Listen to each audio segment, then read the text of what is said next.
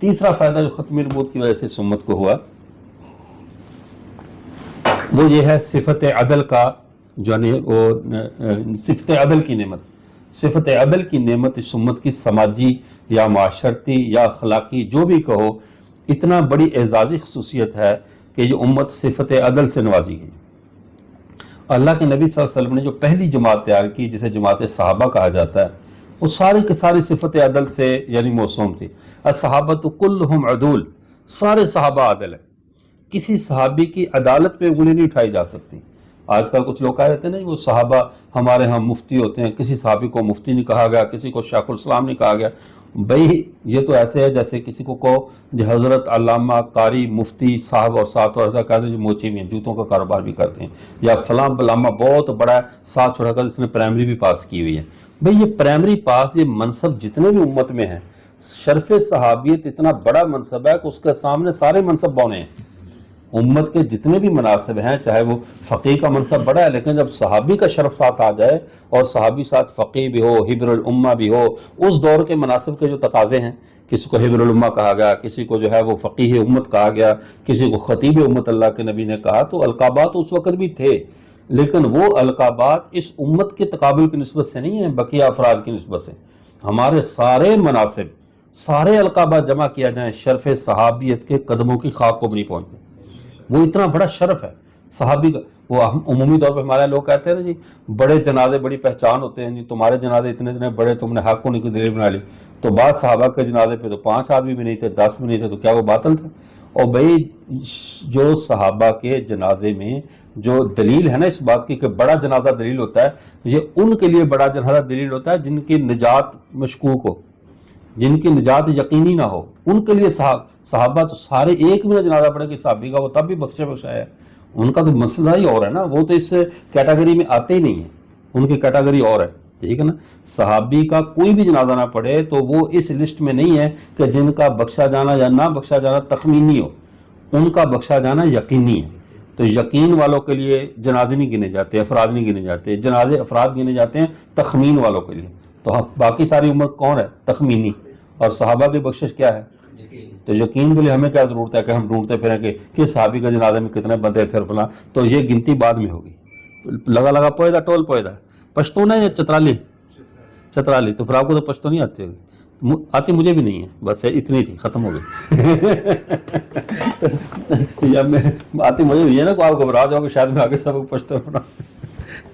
وہ جب میں حقانیہ میں نا ایک دفعہ ایسے ہوا تو میں نے وہ پشتو کے کہاوت کہہ دی، تو سارے حضرات دوڑے کہ اس کا ترجمہ نہ کر دیں، لیکن شکر ہے میں نے ترجمہ ٹھیک کیا، وہ نہیں تھا کہ سب پریشان ہو جاتے.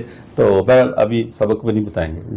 اچھا، تو میں عرض یہ کہہ رہا تھا، بات کو سمجھیں کہ اس امت کو اللہ نے صفت عدل سے نوازا، سارے صحابہ کو عادل رکھا، اور مجموعی طور پہ اللہ نے قرآن میں فرمایا وَتَقُونُ عَلَيْهِمْ شُهَدَاءَ، قیامت کے دن یہ امت دوسری امتوں پر گواہ بن کر آئے گی. دوسری امتوں پر کیا بن کر آئے گی؟ اور گواہ کے اندر صفت عدل شرط ہے، اور گواہ خود ہی فاسق ہو تو اس کی گواہی قابل قبول ہوگی. تو یہ امت اپنے اجماع میں عادل ہے، اجماعی طور پر پوری امت صفت عدل سے جڑی ہوئی ہے. تو جب یہ صفت عدل سے جڑی ہوئی ہے، امت عادلہ ہے، تو ہمیں معاشرے میں، سماج میں اس طبقے کا نام، اس طبقے کا منصب حاصل ہے جس طبقے کو عادلہ، جماعت عادلہ، امت عادلہ، عادل والی امت، عادل امت، ہمیں یہ کہا جائے گا کہ یہ ہمیں مقام ختم نبوت کے عقیدے نے دیا. اگر آپ صلی اللہ علیہ وسلم اللہ کے آخری نبی نہ ہوتے اور نبی آنا ہوتا تو ہمیں صفت عدل سے نہ نوازا جاتا. ہم ساری امتوں پر گواہ بنیں گے، اس گواہی کے منصب کی وجہ سے کہ ہم نے گواہی دینی ہے، پوری امت کو اللہ تعالیٰ نے صفت عدل سے نواز دیا کہ یہ ساری کی ساری امت اجماعاً عادل ہے، جیسے صحابہ فردن فردن عادل تھے. امت اجماعاً معصوم ہے، جیسے انبیاء فردن فردن معصوم تھے، جیسے انبیاء فردن فردن معصوم تھے. یہ امت کیا ہے؟ اجماعاً معصوم ہے. اور صحابہ فردن فردن عادل تھے. یہ امت اجماعاً پوری امت کو، یعنی اس امت کو پوری کو ایک پلڑے میں رکھا جائے گا قیامت کے دن کہ کیا تم گواہی دیتے ہو سابقہ امتوں پہ؟ تو جب یہ گواہی دیں گے تو جس امت کی اجماعی گواہی خدا کی باریک عدالت میں چل جائے، یعنی یہ عدالتیں ہماری نہیں ہیں، یہ خدائی عدالت ہے، تو وہاں تو جھوٹ بھی نہیں چاہتا، علیم بذات الصدور عدالت ہے. تو اتنی حساس، اتنی درست انفارمیشن رکھنے والی کہ جس کو کسی گواہ کی ضرورت نہیں، بلکہ وہ تمہارے اعضاء سے پوچھ لے گا، بتاؤ بھائی بولو، کان، ناک، ہاتھ، پاؤں سارے بول کر جہاں گواہی دینے والے.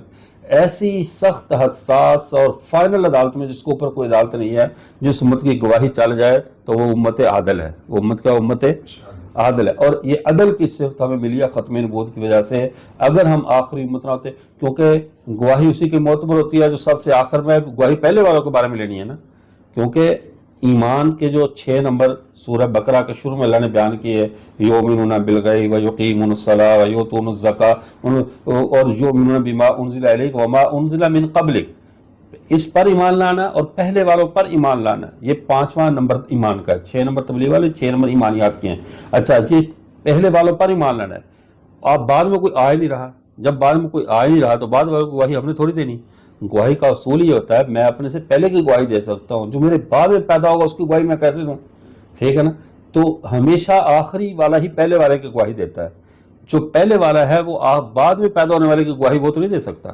تو یہ امت پہلے والوں کے بارے میں گواہی دے گی. وبالآخرۃ ہم یوقنون، یہ 6واں نمبر ہے کہ ہم آخرت کے دن پر یقین رکھتے ہیں. اب یہاں پہ بات کو سمجھ لیں، ہم آخر میں ہوتے یا ہمارے بعد کوئی اور نبی ہوتا تو جو بھی آخری ہوتا اسی کی امت بھی آخری ہوتی، اسی کو صفت عدل سے نوازا جاتا. اب معاشرے میں ہم امت ہے امت عادلہ. امت کون سی امت ہے؟ صفت عدل سے موسوم امت. ہمیں اللہ نے صفت عدل کی نعمت عطا فرمائی ہے. صحابہ فردن فردن معصوم عادل اور ہم اجماعاً عادل. نبی فردن فردن معصوم، ہم اجماعاً معصوم.